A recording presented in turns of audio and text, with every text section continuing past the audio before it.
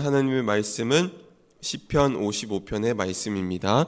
시편 55편의 말씀을 드라마 성경으로 읽겠습니다. 다윗의 마스길, 인도자를 따라 현악에 맞춘 노래.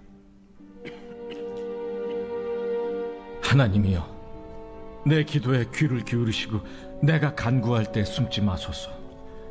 내게 굽히사 응답하소서. 내가 근심으로 편하지 못하여 탄식하오니 이는 원수의 소리와 악인의 압제 때문이라. 그들이 죄악을 내게 더하며 노하여 나를 핍박하나이다. 내 마음이 내 속에서 심히 아파하며 사망의 위험이 내게 이르렀도다. 두려움과 떨림이 내게 이르고 공포가 나를 덮었도다. 나는 말하기를, 만일 내게 비둘기같이 날개가 있다면 날아가서 편히 쉬리로다. 내가 멀리 날아가서 광야에 머무르리로다. 내가 나의 피난처로 속히 가서 폭풍과 광풍을 피하리라 하였도다. 내가 성내에서 강포와 분쟁을 보았사오니 주여, 그들을 멸하소서. 그들의 혀를 잘라버리소서. 그들이 주야로 성벽 위에 두루 다니니 성중에는 죄악과 재난이 있으며 악독이 그 중에 있고 압박과 속임수가 그 거리를 떠나지 아니하도다. 나를 책망하는 자는 원수가 아니라 원수일진데 내가 참았으리라. 나를 대하여 자기를 높이는 자는 나를 미워하는 자가 아니라 미워하는 자일진데 내가 그를 피하여 숨었으리라. 그는 곧 너로다. 나의 동료, 나의 친구요, 나의 가까운 친구로다. 우리가 같이 재미있게 의논하며 무리와 함께하여 하나님의 집안에서 다녔도다. 사망이 갑자기 그들에게 임하여 산채로 수월에 내려갈지어다. 이는 악독이 그들의 거처에 있고 그들 가운데 있음이로다. 나는 하나님께 부르짖으리니 여호와께서 나를 구원하시리로다. 저녁과 아침과 정오에 내가 근심하여 탄식하리니 여호와께서 내 소리를 들으시리로다. 나를 대적하는 자 많더니 나를 치는 전쟁에서 그가 내 생명을 구원하사 평안하게 하셨도다. 옛부터 계시는 하나님이 들으시고 그들을 낮추시리이다. 그들은 변하지 아니하며 하나님을 경외하지 아니함이니이다. 그는 손을 들어 자기와 화목한 자를 치고 그의 언약을 배반하였도다. 그의 입은 우유 기름보다 미끄러우나 그의 마음은 전쟁이요 그의 말은 기름보다 유하나 실상은 뽑힌 칼이로다. 내 짐을 여호와께 맡기라. 그가 너를 붙드시고 의인의 요동함을 영원히 허락하지 아니하시리로다. 하나님이여, 주께서 그들로 파멸의 웅덩이에 빠지게 하시리이다. 피를 흘리게 하며 속이는 자들은 그들의 날에 반도 살지 못할 것이나 나는 주를 의지하리이다. 네, 아멘. 주님의 은총과 평화가 여러분 가운데 함께 하시기를 바랍니다. 또 온라인으로 예배드리는 모든 분들에게도 동일한 은혜가 있기를 간절히 소망합니다. 오늘은 내 짐을 여호와께 맡기라 라는 제목으로 말씀을 나누고자 합니다. 여러분 혹시 여러분에게 날개가 있었으면 좋겠다라는 그런 생각을 해보신 적 있으신가요? 네, 어릴 때 저는 그런 생각을 많이 했던 것 같습니다. 날개가 있어서 어디든 내가 원하는 곳에 날아가 보고 싶고 또 외국에 있는 나라도 가보고 싶다는 그런 생각을 했습니다. 또 한 번은 하늘 끝까지 올라가면 어떤 것들이 있을까 이런 상상을 해보기도 했습니다. 어릴 때는 순수한 마음으로 여러 상상의 날개를 펼치기에 이런 생각을 해보기도 했지만 조금 크고 나서는 힘들고 어려운 현실을 벗어나기 위해서 어디론가 날아가고 싶다는 마음이 들 때도 있었습니다. 그래서 일상을 떠나서 여행할 때 작은 해방감을 느끼기도 하는 것 같습니다.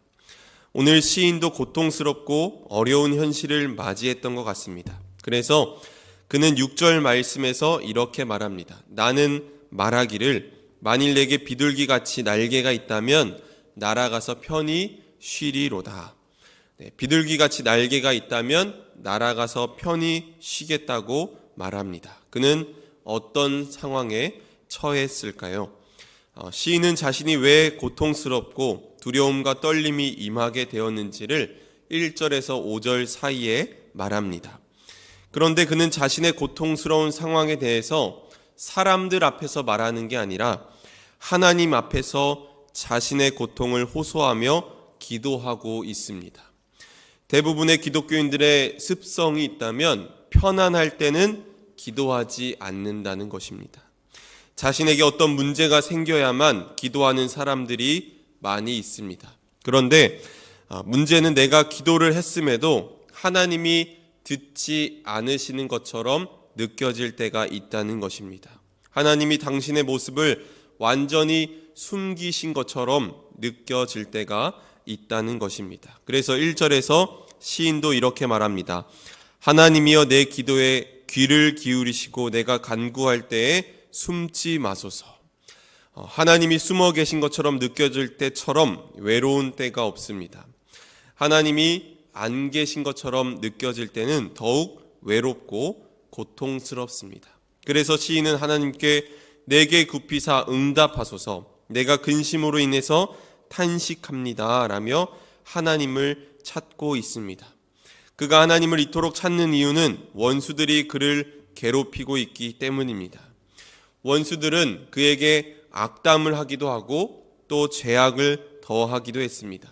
죄악을 더했다는 것은 그에게 저주를 퍼부었다는 것입니다. 저 사람은 길 가다가 어떻게 좀 됐으면 좋겠어 라는 식으로 악담을 넘어서서 그 사람을 향해서 저주했다는 것입니다. 그런가 하면 노하여 자신을 핍박한다고 시인은 분노를 터뜨리고 있습니다. 그래서 그의 마음이 심히 아픕니다.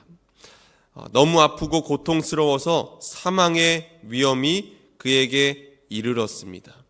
그는 이러한 고독 속에서 비둘기같이 날개가 있으면 편히 쉬겠다고 말하는 것입니다. 그는 날개가 있다면 멀리 날아가서 광야에 머물겠다고 말합니다. 현실이 너무도 고통스럽기에 멀리 광야에서 쉬고 싶다고 말합니다. 그는 광야 저 먼 곳을 어떻게 인식하고 있습니까? 8절 말씀, 내가 나의 피난처로 속히 가서 폭풍과 광풍을 피하리라 하였도다. 광야 저 먼 곳은 그의 피난처였습니다. 결국 그는 자신의 피난처로 가서 좀 쉬고 싶다는 것입니다. 여러분에게는 피난처가 있습니까? 우리의 가정이 피난처가 될 때도 있고 또 우리의 교회 공동체가 피난처가 될 수도 있습니다. 그렇지만 우리에게 영원한 피난처는 하나님 한 분이신 줄 믿습니다. 하나님이 계신 곳에는 언제나 든든함이 있습니다. 하나님은 당신께 나아오는 모든 이들을 그냥 다 품어주십니다. 그렇기에 하나님은 우리의 피난처이십니다. 언제든 폭풍과 광풍을 피하게 하시는 피난처 대신 그 하나님을 신뢰하시기 바랍니다.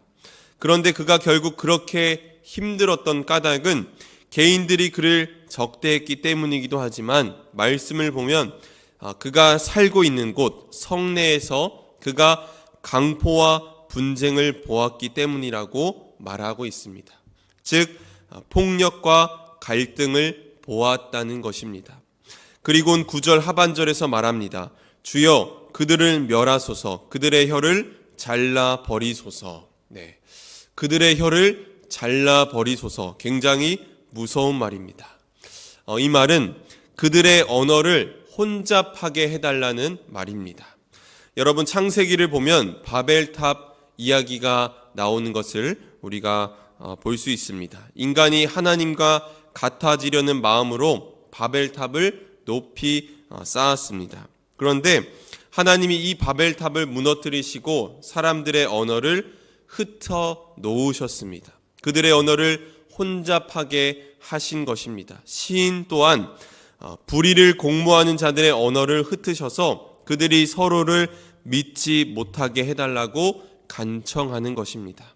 왜냐하면 악인들이 하는 일을 지켜봤더니 그들은 주야로 성벽에 두루 다니는데 좋은 일을 하기 위해서 두루 다니기보다는 악한 일을 도모하기 위해서 그렇게 다녔다는 것입니다. 악독과 압박과 속임수가 그들에게 있습니다. 이것이 성내에서 벌어지는 상황입니다. 시인은 바로 이런 상황들을 보면서 더욱 고통스러워하고 있습니다.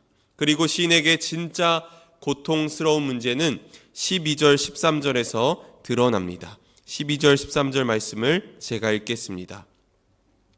나를 책망하는 자는 원수가 아니라 원수일진데 내가 참았으리라.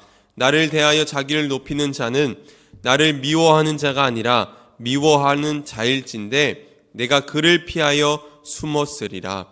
그는 곧 너로다. 나의 동료, 나의 친구요, 나의 가까운 친우로다. 네. 자기와 가장 친밀했던 사람이 지금 이 시인의 원수가 된 것입니다. 시편을 읽으면서 참 공감이 되는 것은 우리 일상에서 흔히 일어나는 일이 이 시편에서도 소개되고 있다는 것입니다. 정말 신기하게도 배신은 꼭 나와 정말 친밀했던 그 사람이 나를 배신할 때가 많이 있습니다. 우리의 삶의 경험이 그렇습니다. 13절에 그는 곧 너로다 라는 것은 원문에 의해 해석하면 그게 너였다니 어떻게 그럴 수가 있는가, 그게 너였다니 이런 정도로 볼 수 있습니다. 시인도 너무나도 당혹스러웠던 것입니다. 함께 두터운 우정을 나누던 친구였는데 하나님의 성전을 향해 갈 때도 함께 했던 친구였는데 그런데 그가 싸늘하게 돌아선 것입니다. 15절 말씀을 보니까 이 시인이 얼마나 고통스러웠는지를 알 수 있습니다. 15절 말씀, 사망이 갑자기 그들에게 임하여 산채로 스올에 내려갈지어다. 이는 악독이 그들의 거처에 있고 그들 가운데에 있음이로다. 네. 배신한 그 친구가 있는 곳에 악이 넘치고 사망이 그들에게 임하기를 시인은 소망하고 바라고 있습니다. 여러분, 이런 시편의 말씀들을 보았을 때 어떤 마음이 드시나요? 나를 배신한 그가 죽음에 이르기를 바란다. 즉, 그 원수가 이 세상에서 없어졌으면 좋겠다고 하나님께 말하고 있는 것입니다. 이런 시인의 마음을 느꼈을 때 착한 기독교인들은 불편함을 좀 느끼기도 합니다. 하나님 앞에서 이런 말을 해도 괜찮을까라는 마음이 들기도 합니다. 왜냐하면 우리 마음 속에는 원수를 사랑하라라는 예수님의 말씀이 생각나기 때문입니다. 여러분 어떻게 생각하시나요? 나를 배신하고 나를 고통스럽게 만든 이가 있음에도 여러분 아주 차분하고 점잖게 하나님께 기도하시겠습니까? 어떤 사람에게 답답함이 있을 때 그 이야기를 경청해주고 그냥 들어주기만 해도 답답함을 가지고 있는 사람의 마음이 시원케 되는 것을 우리는 볼 수 있습니다.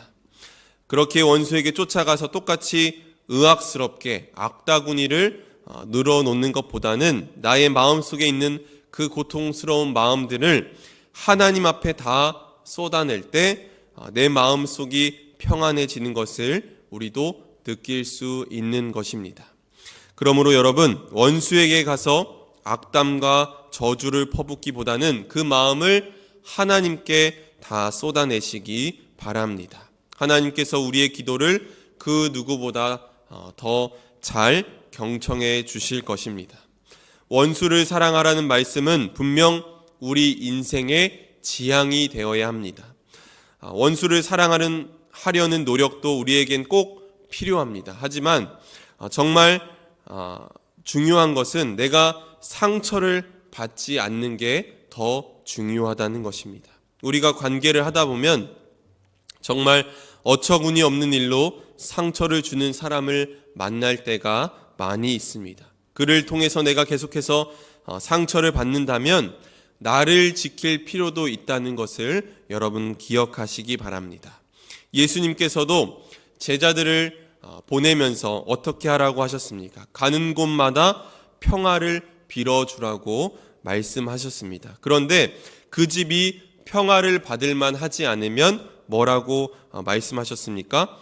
발에 먼지를 털고 떠나라고 말씀하셨습니다. 우리는 때론 메시아 콤플렉스에 걸릴 때가 많이 있습니다. 메시아 콤플렉스, 여러분 들어보셨는지 모르겠습니다. 메시아 콤플렉스는 나 없으면 안 된다고 생각하는 마음을 말합니다. 내가 다 할 수 있다고 생각해서는 안 됩니다.